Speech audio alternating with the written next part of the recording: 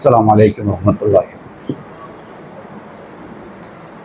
الحمد لله رب العالمين، نحمده ونستعينه ونستغفره ونعوذ بالله من شرور أنفسنا ومن سيئات أعمالنا.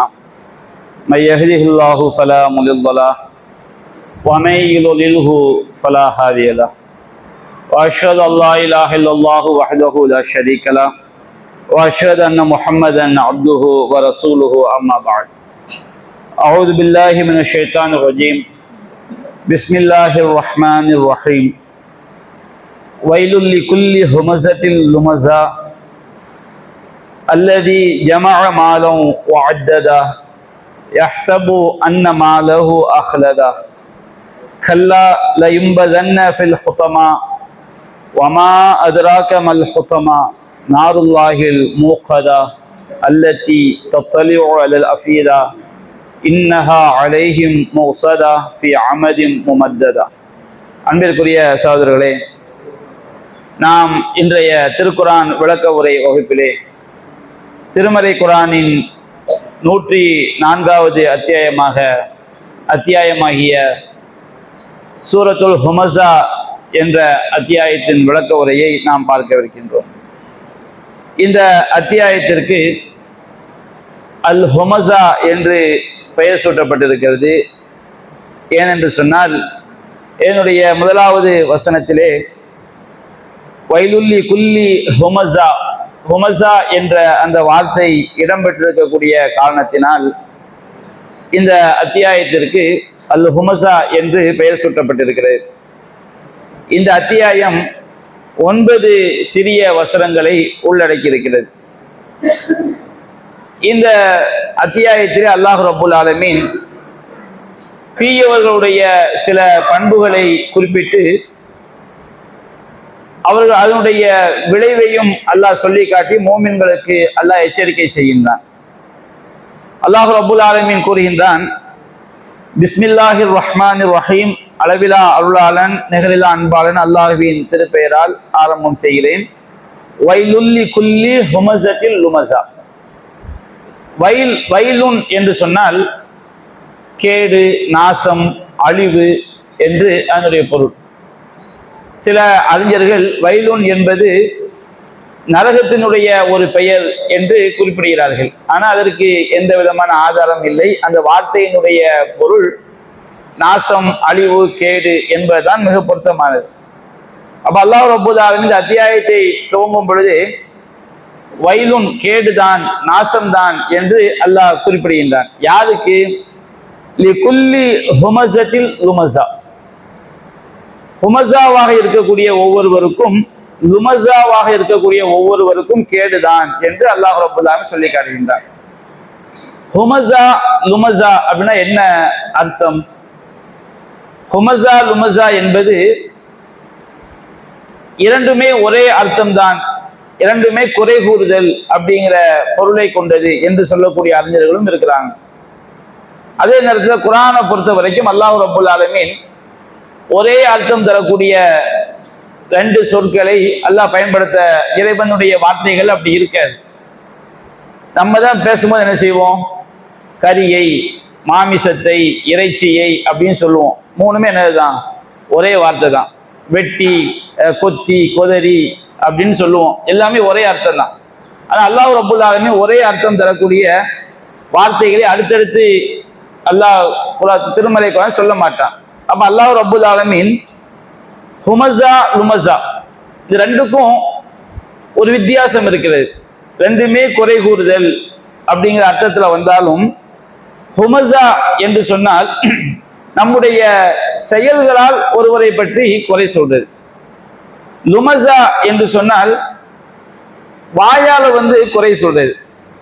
ஏதாவது ஒரு செயலை செய்யும் போது எந்த ஒரு அதை சிறப்பாக செய்தாலும் குறை சொல்வார்கள். குறை சொல்ல வேண்டும் என்பதுதான் அவருடைய குணமாகவே இருக்கும். அப்ப ஹுமஸா என்பது செயலால குறை சொல்ல என்னது? யாராவது ஒரு செயலை செய்து கொண்டே இருக்கும். ஒரு செயலை செய்யும் போது என்ன செய்வாங்க?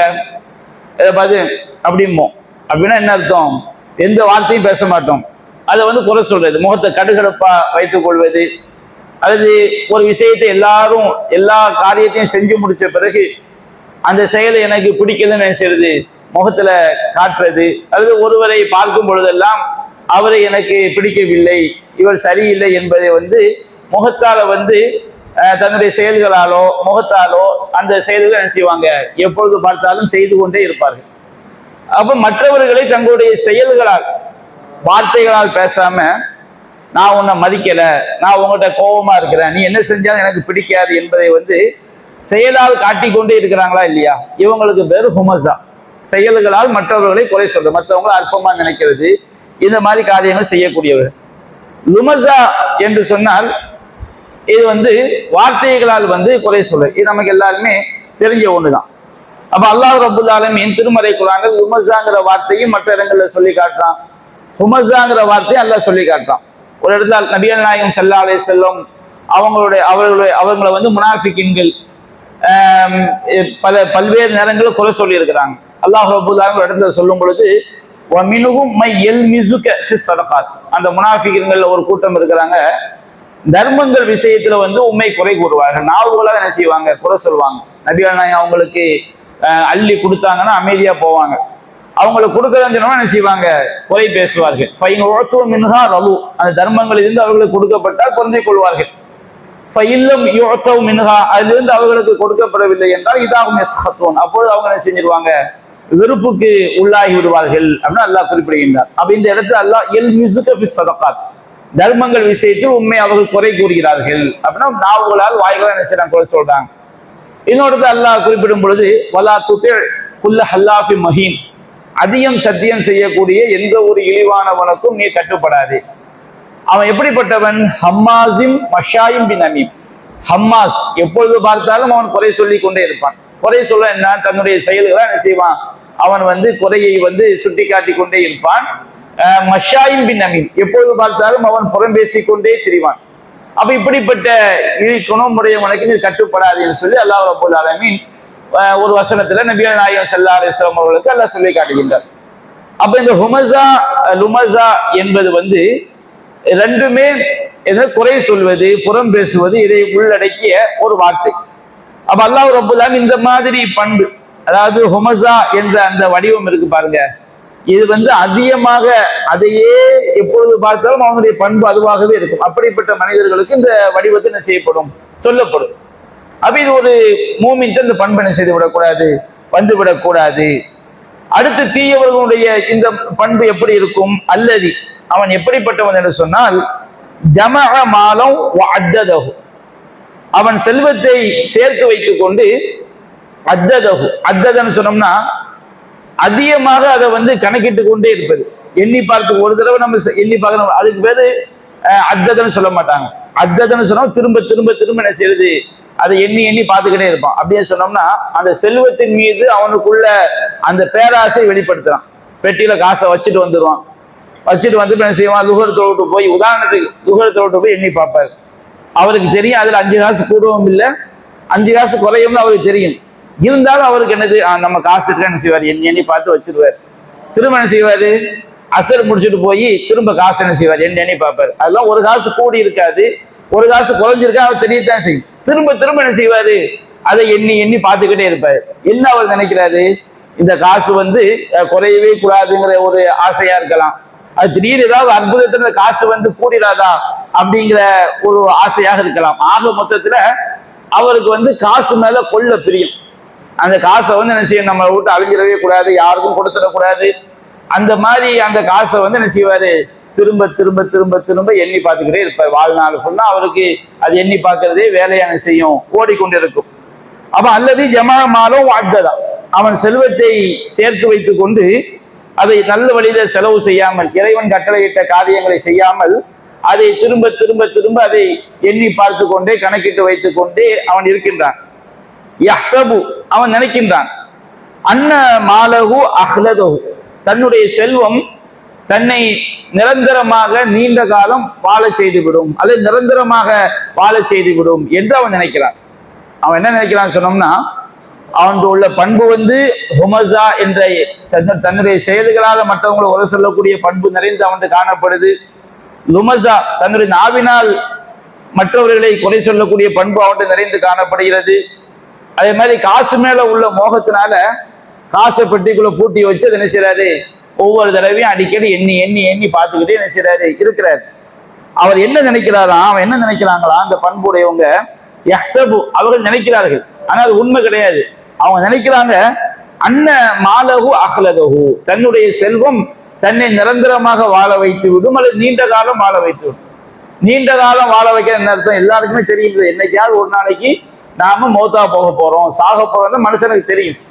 அப்ப அவன் என்ன நினைக்கிறான், அந்த காசு பணம் ஏதோ நம்ம நீண்ட காலத்துக்கு என்ன செஞ்சிடலாம், வாழ்ந்துடலாம் அப்படின்னு அவன் நினைக்கிறான். காசுதான் வாழ்க்கை அப்படின்னு அவன் நினைக்கிறான். நம்ம அன்றாடம் நம்ம பார்க்கலாம், ஒருத்தனுக்கு வந்து பயங்கரமான நோய் இருக்கும். நோய் இருக்கும் போது கூட அவன் கையில கூட சாவி என்ன செய்ய முடியாது, எடுக்க முடியாது. அவன் நோய்க்கு 5 லட்ச ரூபா 10 லட்ச ரூபா தேவைப்படும். அவனுடைய பெட்டிக்குள்ள ஒரு 500 1000 தான் இருக்கும். சாவியை கூட தரமாட்டான். ஏன் பெட்டி சாவி, நீ தான் நாளைக்கு சாக போறியடா, அதெல்லாம் கிடையாது, சாவி எனக்கு வேணும், எனக்கு முக்கியம் அப்படின்னு நம்ம பல பஞ்சாயத்துகள்ல பல குடும்பங்கள்ல பாக்குறோமா இல்லைங்களா? அப்போ அவங்க என்ன நினைக்கிறாங்கன்னு சொன்னோம்னா, காசு தான் என்ன செஞ்சிடலாம், நாளைக்கு செத்துருவோம் தெரிஞ்சா கூட காசு பத்துரும் அப்படின்னு நினைக்கக்கூடிய ஆட்கள்லாம் நினைச்சாங்க இருக்கிறாங்க. அல்லது இந்த செல்வம் நமக்கு நிறைய இருந்துச்சுன்னு சொன்னோம்னா நம்மளை பத்தி என்ன செய்வாங்க, காலங்காலத்துக்கும் நம்முடைய புகழ் வந்து அழியவே அழியாது, மங்கவே மங்காது அப்படின்னு நினைக்கிறாங்க. ஆனா அது உண்மை கிடையாது. காசு நம்மளை காப்பாற்றவும் செய்யாது, காசு வந்து என்ன செய்யாது, நம்முடைய பெயரை வந்து நீடிக்க வைக்கவும் செய்யாது. என்ன காரணம், ஒருத்தர் வந்து யாருடைய புகழ் நீடிக்கும்னு சொன்னோம்னா, யாரு காசு வச்சிருக்கும் போது, செல்வம் வைத்திருக்கும் போது ஏழைகளுக்கு தான தர்மங்களுக்கு நல்ல காரியங்களுக்கு கொடுத்து உதவுறாங்களோ அவங்கள பத்தி மக்கள் பேசுவாங்க. மனுஷன் நல்ல அந்த உலகத்துல வாழ்ந்தாரு, பல நல்ல காரியங்களுக்கு என்ன செய்வாரு, கொடுத்து உதவி. இன்னைக்கு வரைக்கும் அந்த பேச்சு இருக்குதா இல்லையா, நம்மோடு வாழ்ந்தவர்கள் எத்தனையோ பேர் மௌத்தாயிட்டாங்க. அவங்கள பத்தி நினைக்கும் போதெல்லாம் நிறைய பேருக்கு அவர் கொடுத்து உதவி செஞ்சுக்கிட்டு இருந்தார். ஜலீல் மதனியை பத்தி பேசும்போதெல்லாம், அப்துல் ஜலீல் மதனியை பத்தி பேசும்போதெல்லாம் என்ன பேச்சு வந்துடும், அவர் இருக்கிற வரைக்கும் நிறைய பேருக்கு கவலையே இல்லைப்பா. பல குடும்பங்கள் என்ன செஞ்சுக்கிட்டு இருந்தாங்க, அவர் நிறைய உதவி பண்ணிக்கிட்டு இருந்தார், நல்ல ஏழை மாலையை கொடுத்துக்கிட்டு இருந்தாரு. அவங்கள போய் சொல்லும் போதுதான் அந்த பேச்சு என்ன செஞ்சிடும் வந்துடும். ஆனா ஒரு கஞ்சனை பத்தி நல்ல விதமா பேசுவாங்களா, நல்ல விதமா பேச மாட்டாங்க.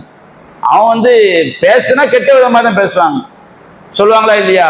அதாவது ஒரு அறுத்த கைக்கு கூட என்ன செய்ய மாட்டான், ஒரு உப்பு வைக்க மாட்டான், ஒரு வார்த்தை சொல்லுவாங்க.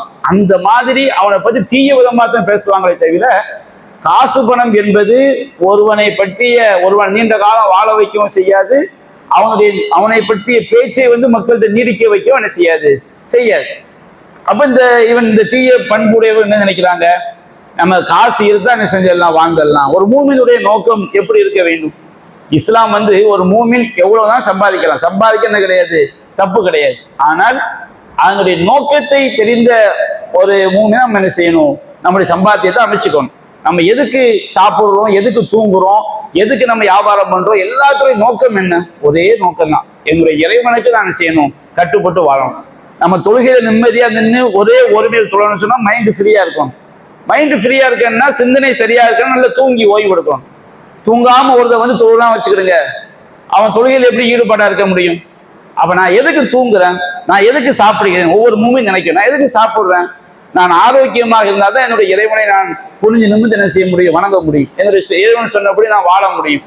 அவ ஒவ்வொரு விஷயமும், நான் திருமணம் முடிப்பது, நான் தூங்குவது, நான் சாப்பிடுவது, நான் சம்பாதிப்பது எல்லாமே இறைவனுக்கு கட்டுப்பட்டு வாழ்வதற்காக.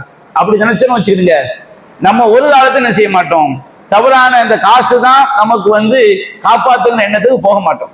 வியாபாரம் பார்க்கலாம், எதுக்காண்டி வியாபாரம் பார்க்க, இறைவனை கட்டுப்பட்டு வாழ்வதற்காக நான் வியாபாரம் பார்க்கிறேன். வாங்க சொன்னா அடுத்த உடனே என்ன செஞ்சிருவோம், பள்ளிக்கு வந்துடும்.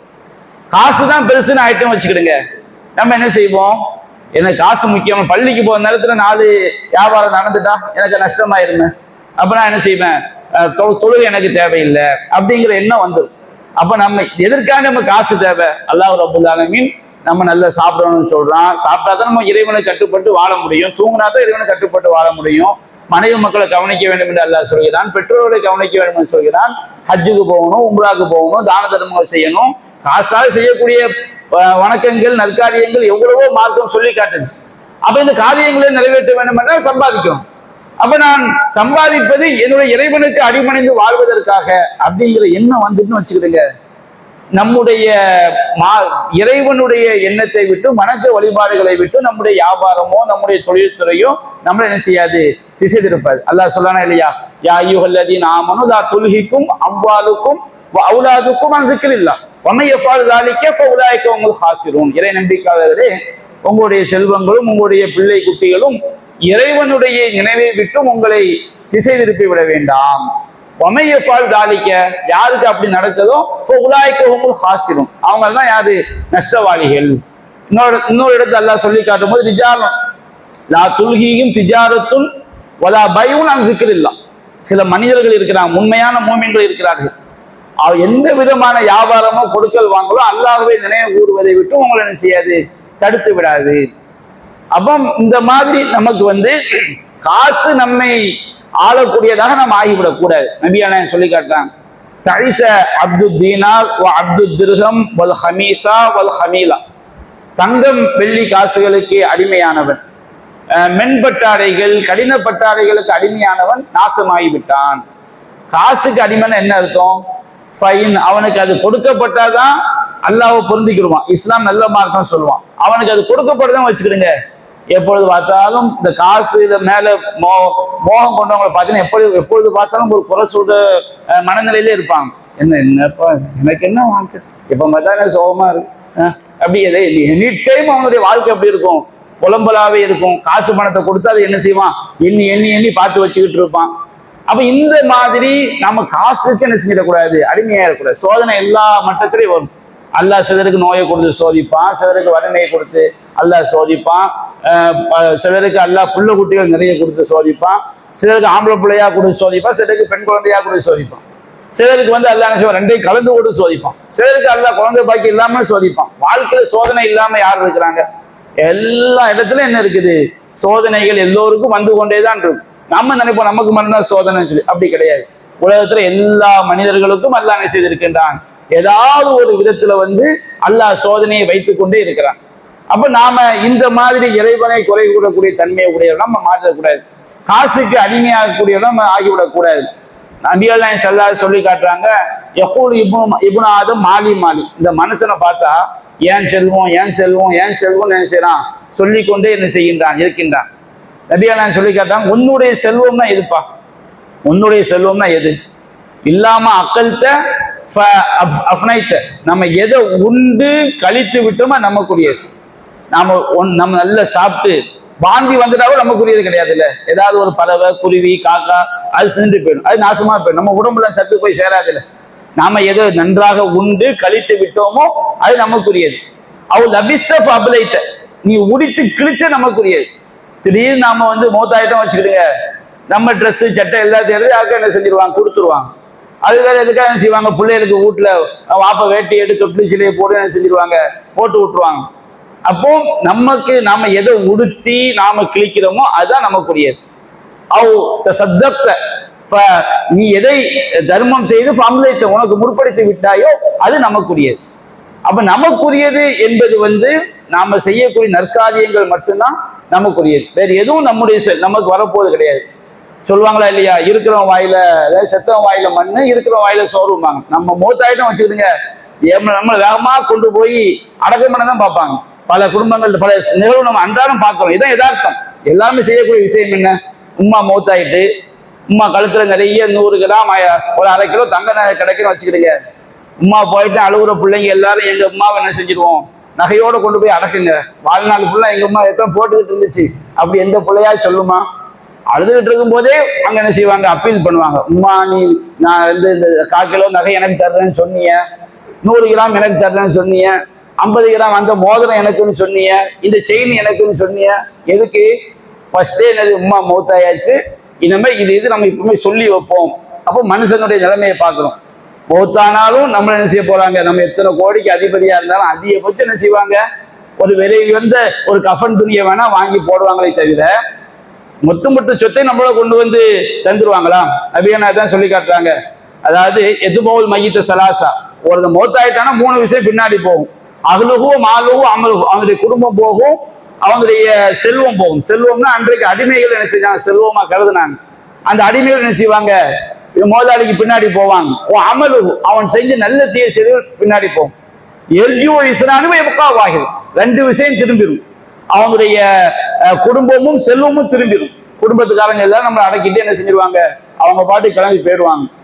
நம்முடைய செல்வம் அன்றைக்கு அடிமைகள் போவாங்க, முதலாளி அடக்கியாச்சு, நாம என்ன செய்வோம், திரும்பி போகணும், அவங்களும் போயிடுவாங்க. எது மட்டும்தான் இருக்கும், நாம எதை நமக்காண்டி உயிரோட வாழும் போது செஞ்சோமோ அதைத்தான் நம்மோடு அதை என்ன செய்யும், இருக்கும்.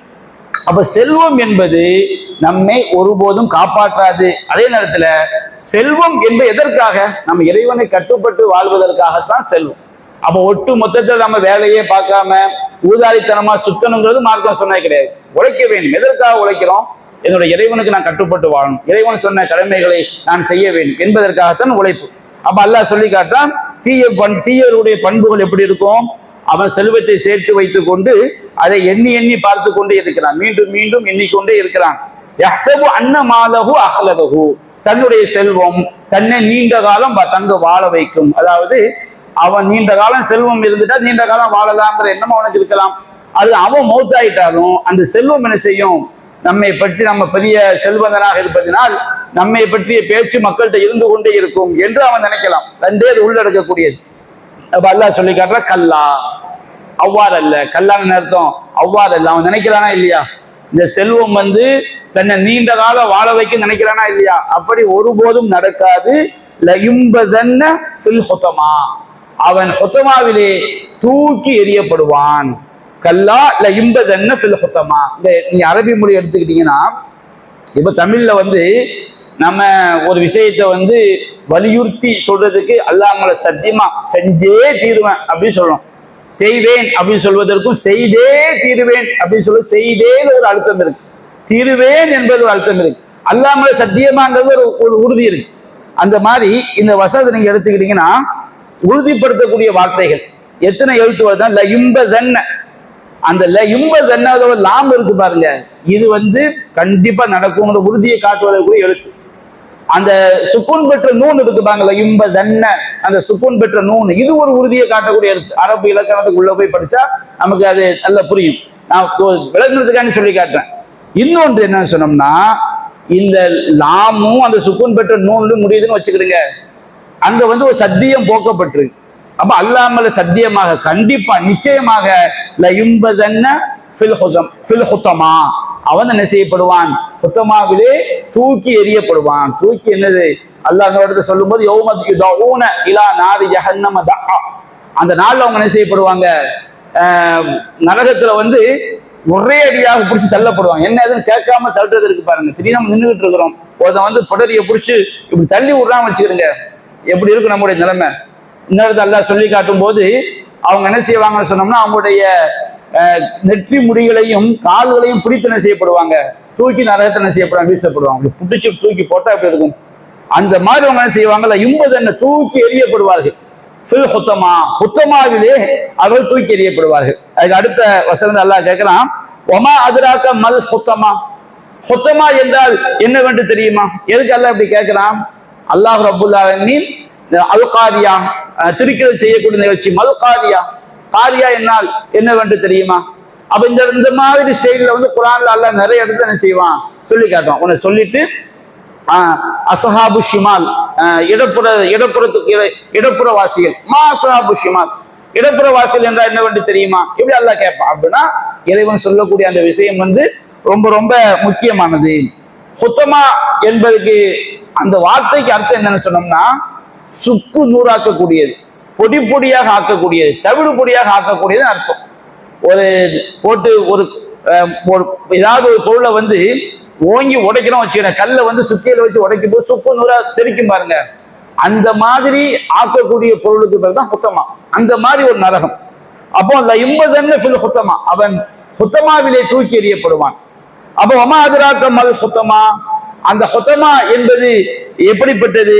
அப்ப அல்லாஹ் சொல்ற, நாருல்லாஹில் முக்கதா, அது நன்றாக பற்ற வைக்கப்பட்ட, சூடேற்றப்பட்ட, அப்படி கொழுந்து விட்டு எரியக்கூடிய அல்லாஹ்வுடைய நெருப்பு.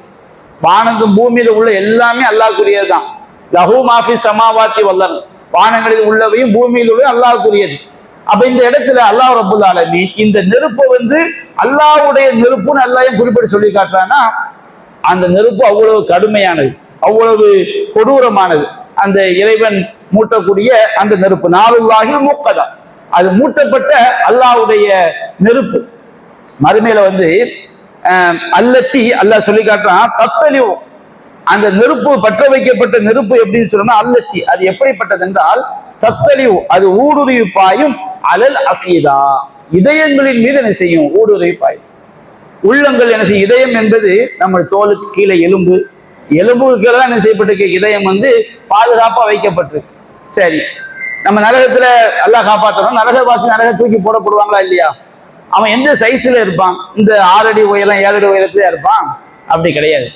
நபி அலைஹிஸ்ஸலாம் சொல்லி காட்டுறாங்க, லிர்சுல் காஃபிர், ஒரு காஃபிருடைய கடவாய் பல்லு இருக்கு பாருங்க, ஒரு பல்லு வந்து உஹது மலை சைஸ். ஒரு காஃபிருடைய ஒரு பல்லு வந்து உஹது மலை சைஸ். அப்போ ஒரு பல்லு உஹது மலை சைஸ்னா அவனுடைய பாடியுடைய அளவு எப்படி இருக்கும்? ஒரு நரகவாதி எப்படி இருப்பான்? காஷ்மீர்ல இருந்து கன்னியாகுமரி வரைக்கும் என்ன செய்வான்? காஷ்மீர்ல இருந்து கன்னியாகுமரி வரைக்கும் இருக்கும். நபியா நான் சொல்லி காட்டுறாங்க, நரகவாதியுடைய இந்த இடத்துல இருந்து இந்த இடத்துக்கு போயிட்டு வர்றது 3 நாள் ஆகும். நிக்காம மின்னல் வேகத்துல போனா 3 நாள் ஆகும். அப்படின்னா எவ்வளவு பெரிய சைஸ்ல இருப்பாங்க பாருங்க. அந்த மாதிரி சைஸ்ல தான் நரகவாதிகள் நரகத்துல தூக்கி போடப்படுறாங்க. அந்த மாதிரி சைஸ்ல இருக்கும்போது நபியா நான் சொல்றாங்க, நரகத்துல குறைந்தபட்ச வேதனை என்ன? ஒரு நரகவாதியுடைய காலில் வந்து உள்ளங்காலில் வந்து யூலோவாலா அஹமசி கதமைஹி ஜம்ரத்தான், அவனுடைய உள்ளங்கால்கள்ல வந்து 2 நெருப்பு கங்குகள் வைக்கப்படும். எகுலி மின்ஹுமா திமாகு, அந்த நெருப்பு கங்குனால அவனுடைய மண்டை கபாலம் அப்படியே பொங்கி வடியும். அப்படின்னா காஷ்மீர்ல தீ வச்சா கன்னியாகுமரியில கொதிக்கணும்னு வச்சுக்கிடுங்க, அந்த தீ எப்படி இருக்கும்னு யோசித்து பார்க்க வேண்டும். அப்போ அல்லாஹ் ரப்பல் ஆலமீன் சொல்லி காட்டுறான், நாலுல்லாஹில் மூக்கதா, அது பற்ற வைக்கப்பட்ட மூட்டப்பட்ட அல்லாஹ்வுடைய நெருப்பு எப்படிப்பட்டதுன்னு சொன்னால் அல்லத்தி தத்தலியோ அல் அஃபீதா, அது அவங்களுடைய இதயங்களுக்குள் ஊடுருவி பாயும். அப்ப நெருப்பு வந்து உடல்ல கரிச்சு உள்ள ஊடுருவி பாயுதுன்னு வச்சுக்கிடுங்க, எவ்வளவு பயங்கரமான நெருப்பா இருக்கும். நபியா நான் சொல்லி காட்டுறாங்க, நாருக்கும் ஜுசூமின் சபீன ஜுசாமின் நாரி ஜஹனம், உங்களுடைய இந்த உலகத்துடைய நெருப்பு வந்து மறுமையுடைய நெருப்புல 70ல் 1 பங்கு தான். இதை விட 69 மடங்கு நரகத்துடைய நெருப்பு வந்து செறிவூட்டப்பட்டது. அப்ப சஹாபாக்கள் சொன்னாங்க, இந்த ஒன்னே நமக்கு எல்லாத்துக்கும் எல்லாவற்றையும் போதுமாக்கி விடுது. அப்ப இந்த உலகத்துல உள்ள நெருப்பே அவ்வளவு கொடூரமா இருக்கும்போது இதை விட 69 மடங்கு செறிவூட்டப்பட்ட நரகத்துடைய அந்த நெருப்பு எவ்வளவு கொடூரமானதா கடமையாக இருக்கும். அப்ப அல்லாஹ் சொல்லி காட்டுறான், அந்த நெருப்பு என்ன செய்யுமா? இதயங்களுக்குள் ஊடுருவி பாயும். இன்னஹா, அந்த நெருப்பாகிறது அவர்கள் மீது அலைஹி மூசதா, அது அவங்க மேல என்ன செய்யப்பட்டு விடும்? அது பூட்டப்பட்டு விடும். இப்போ நம்ம வந்து ஒரு காருக்குள்ள இருக்கிறோம், காருக்குள்ள இருக்கும்போது தீ பிடிச்சிட்டுன்னு வச்சுக்கிடுங்க, கதவை திறக்க முடியல, ஜன்னல் எல்லாமே அடைச்சு இருக்குது, பயங்கரமா தீ பிடிச்சி எரியுதுன்னு வச்சுக்கிடுங்க. அந்த நிலையில ஒருத்தன் இருந்தா அவனுடைய வேதனை எவ்வளவு கொடூரமா இருக்கும். ஒரு பஸ்ல வந்து திடீர்னு தீ பிடிக்கும் போது சைடுல ஜன்னல் திறந்திருந்தா வெளியே தப்பிச்சு ஓடிடலாம். எல்லாமே அடைச்சு இருக்கும் போது தப்பிக்கவே முடியாது, எல்லாமே லாக் ஆகி போய் இருக்குது. அந்த மாதிரி நேரத்துல உள்ள தீ பிடிச்சி எரிஞ்சா அவனுடைய நிலம் என்ன ஆகும்? அது எவ்வளவு கோரமானதா கொடூரமானதாக இருக்கும். அப்ப அல்லாஹ் சொல்லி காட்டினா, இன்னஹா, அந்த நெருப்பு வந்து அந்த ஹுத்தமாங்கிற நரகத்துல உள்ள நெருப்பு வந்து அலைஹி, அவங்க மேல வந்து மூசதா, அப்படியே அது மூடி வைக்கப்படும். அவங்க சுற்றுக்கு நெருப்பு, சுற்றுக்கு என்னது? நெருப்பு. அமதின் முமத்ததா, அந்த நரகத்துடைய அந்த நெருப்பு வந்து அது மூடி இருக்கும் பாருங்க. அந்த நெருப்பு எப்படி இருக்கும், எந்த மாதிரி இருக்குன்னு சொன்னோம்னா, அதுக்கு மேல வந்து நீண்ட கம்பங்கள்ல வந்து வலை போன்று பின்னப்பட்டிருக்கும். நரகத்துடைய கதவு மூடப்பட்டிருக்கு, நெருப்பு கதவுல மூடப்பட்டிருக்கு. அதுக்கு மேல பெரிய பெரிய கம்பு அப்படியே வலை மாதிரி சுத்தி இருக்குன்னு வச்சுக்கிடுங்க. ரவுண்ட் ஷேப்ல விளங்குறதுக்கான ரவுண்ட் ஷேப்ல வந்து வலை மாதிரி ஃபுல்லா சுத்தி போய் அடைச்சு போய் இருக்குது. எந்த சைடு போய் அவன் தப்பிக்க முடியும்? எப்படி அவங்க தப்பிக்க முடியும்? குர்ஆன்ல அல்லாஹ் சொல்லி காட்டுறான், குல்லமா அராது யஹ்ருஜு மின்ஹா, அவங்க வந்து அதுல இருந்து வெளியேற நினைக்கும் போதெல்லாம் ஒய்து ஃபியா, மீண்டும் அதுக்குள்ள என்ன செய்யப்படுவாங்க? தள்ளப்படுவார்கள். குல்லமா நலிஜ ஜுலூதுஹும் பத்தல்நாகும் ஜுலூதன் கைரஹ, அவங்களுடைய தோள்கள் கருவும் பொழுதெல்லாம் வேறு தோலை மாற்றிக்கொண்டே இருக்கும். ஒரு மனுஷனுக்கு நம்ம தப்பிச்செல்லாங்கிற ஒரு எண்ணம் வந்த சந்தோஷம் இது கடுமையா இருக்கும். ஒரு புள்ள கஷ்டப்பட்டு பரீட்சைக்கு படிக்குது, பரீட்சை முடிஞ்சிடும் சொல்லி வரும்போது ஒரு சந்தோஷம், ஒரு எண்டு தெரிஞ்சுன்னு வச்சுக்கிறேன், தப்பிச்சிருவோம், அதை நம்ம இத்தனை நாள்ல ஜெயில விட்டு வெளியே வந்துருவோம் அப்படின்னு எண்டு தெரிஞ்சா எல்லாருமே என்ன செய்யப்படுவாங்க, சந்தோஷப்படுவாங்க. ஆஸ்பத்திரியில ட்ரீட்மெண்ட் எடுத்துக்கிட்டு இருக்கும்போது தெரியும் டாக்டர் சொல்வார், நீங்க நாளை கழிச்சு போகலாம், 10 நாள்ல போகலாம்னு சொல்லும்போது ஒரு சந்தோஷம் வந்துடும். திடீர்னு அவர் வர்றாரு, ஏற்கனவே 1 மாசம் ட்ரீட்மெண்ட் எடுத்தாச்சு, இன்னும் ஒரு 4 மாசம் இங்கே தான் இருக்குன்னு சொன்னா வச்சுக்கிறீங்க, ஏற்கனவே உள்ள கவலையை விட என்ன செஞ்சிடும், அந்த கவலை கூடுதலா என்ன செஞ்சிடும், அதிகரிச்சிடும். இது மனிதனுடைய நிலைமை. அப்ப நரகத்துல இவங்க என்ன செய்வாங்கன்னா, அந்த வாசலை விட்டு வெளியே வர நினைப்பாங்களா இல்லையா, வெளியே வரும்போது திரும்ப உள்ள தள்ளப்படுவாங்க. வாசல் வரைக்கும் தப்பிச்சு வந்தாச்சு, கதவை திறந்தா வெளியில போயிடலாம் ஒரு எண்ணம் வரும். நரகத்துல அது நடக்காது. அவங்க என்ன செய்யப்பாங்க, குள்ளமா அதாவது எஹ்ருஜு மின்ஹா, அதுல இருந்து தப்பித்து வெளியே நினைக்கும் பொழுதெல்லாம் மொழி தூஃபியா, அது என்ன செய்யப்படுவாங்க, தள்ளப்படுவாங்க. கதவு ஒருபோதும் என்ன செய்யப்படாது, அந்த ஹுத்தமாங்கிற நரகத்துல உள்ள கதவு திறக்கவே படாது. அது அவங்கள மாதிரி வலை போன்று நீண்ட நீண்ட கம்பங்கள்ல அந்த நெருப்பு செய்யப்பட்டிருக்கும், அது மூடி வைக்கப்பட்டிருக்கும், அது பூட்டப்பட்டிருக்கும், அப்படியே சுத்தி என்ன செய்ய ஒருபோது திறக்காது. என்ன கத்துனாலும் வெளியே கேட்காது. என்ன கத்த முடியும் அங்க போய், அல்லாஹ் காப்பாத்தம். அங்க நரகத்துடைய காவலாளிகள் அல்லாஹ் எப்படி வச்சிருக்கிறான், அவங்களுடைய படைப்பே அல்லாஹ் எப்படி ஆகிட்டான்னு சொன்னோம்னா, அவங்க அதாவது அந்த நரகம் எப்படிப்பட்ட ஐயுகல்லதீன ஆமனு அன்ஃபுஸக்கும் அஹ்லீக்கும் நாரா, ஈமான் கொண்டவர்களே உங்களையும் உங்கள் குடும்பத்தார்களையும் நரக நெருப்பை விட்டு பாதுகாத்துக் கொள்ளுங்கள். ஹிஜாரா, நரகத்துடைய எரிபொருள் மனிதர்களும் கற்களும், அலேகா மலாயிக்கத்தும் ஹிலாலும் ஷிதாத், அந்த நரகத்துல கடினத்தன்மை வாய்ந்த கல் நஞ்சம் கொண்ட மலக்குமார்கள் இருக்கிறாங்க. அல்லாஹ் அவங்களை கட்டளையிட்டதுல மாறு செய்ய மாட்டாங்க, அல்லாஹ் சொன்னதை மட்டும்தான் செய்வாங்க. என்ன சொன்னாலும் அவங்களுக்கு என்ன செய்யாது, இறக்கமும் வராது, எந்த விதமான அவங்க மேல பரிவோ பாசமோ எதுவுமே அந்த மலக்குமார்களுக்கு ஏற்படாது. அல்லாஹ் அப்படிதான் என்ன செஞ்சிருக்கிறான், ஆக்கி வச்சிருக்கிறான். அப்ப அங்க போய் எங்க போய் கத்த முடியும், யார்கிட்ட போய் கெஞ்ச முடியும்? அப்போ நம்ம நரகத்தை விட்டு தப்பிப்பதற்குரிய ஒரே வழி என்ன, அல்லாஹ் கிட்ட சரணடைவதை தவிர வேற வழி என்ன செய்யாது, கிடையாது. அல்லாஹ் ரப்புல் ஆலமீன் நம்ம குர்ஆன் சுன்னாவுல என்னென்ன சொல்லி காட்டுறானோ அதை நமக்கு முடிந்த அளவு நாம ஃபாலோ பண்ணும்போது என்ன செஞ்சிடலாம், அல்லாஹ்வுடைய அருளால் நாம் தப்பித்து விடலாம். அல்லாஹ் ரப்புல் ஆலமீன் இந்த அத்தியாயத்தில் அல்லாஹ் சொல்வது, நாம அதை படிச்சு பார்த்துட்டு அல்லாஹ் ரொம்ப சூப்பரா சொல்லி இருக்கிறான் அப்படிங்கிறதுக்காண்டி அல்லாஹ் சொல்லலை, அது ஒரு இன்ட்ரெஸ்டா இருக்கணும் என்பதற்காக அல்லாஹ் சொல்லவில்லை. அல்லாஹ் ரப்புல் ஆலமீன் சொல்வது நாம் தெரிந்து நம்முடைய வாழ்க்கையில் பேணி நடக்க வேண்டும், பின்பற்ற வேண்டும், அதில் நாம் எச்சரிக்கையாக இருக்க வேண்டும் என்பதற்கு தான் அல்லாஹ் சொல்லி காட்டுறான். அப்ப அல்லாஹ் ரப்புல் ஆலமீன் இந்த அத்தியாயத்துல தங்களுடைய செயல்களால் எந்நேரமும் மற்றவர்களை குறை சொல்லி கொண்டிருக்கக்கூடியவர்கள், தங்களுடைய பேச்சுக்களால் குறை சொல்லி கொண்டிருக்கக்கூடியவர்கள், காசு பணத்தை தான் காப்பாற்றுன்னு சொல்லி அதை சேர்த்து வச்சு அதை எண்ணிக்கொண்டே இருக்கக்கூடியவர்களுக்கு எப்படிப்பட்ட கேடு வரும். இது ஒரு மூமினுடைய பண்பாக இருக்கக்கூடாது. அல்லாஹ் நம்ம காசு பணத்தை தந்திருக்கிறது இறை வழியில் செலவு செய்வதற்குத்தான் என்பதை நாம் விளங்க வேண்டும். நரகம் எவ்வளவு கொடூரமானது என்பதையும் அல்லாஹ் ரப்புல் ஆலமீன் இந்த வசனங்கள், இந்த அத்தியாயத்தில் அல்லாஹ் தெளிவுபடுத்துகின்றான். அல்லாஹ் ரப்புல் ஆலமீன் அனைவரையும் இந்த கொடிய நரகத்திலிருந்து பாதுகாத்து அவனுடைய இன்பம் நிறைந்த சொர்க்க சோலைகளில் உரியவர்களாக நம் அனைவரையும் ஆக்கருள் புரிவானாக என்று கூறி இந்த குர்ஆன் விளக்க உரையை நிறைவு செய்கிறேன். وآخر دعوانا أن الحمد لله رب العالمين. السلام عليكم ورحمة الله وبركاته. سبحانك اللهم وبحمدك أشهد أن لا إله إلا أنت أستغفرك.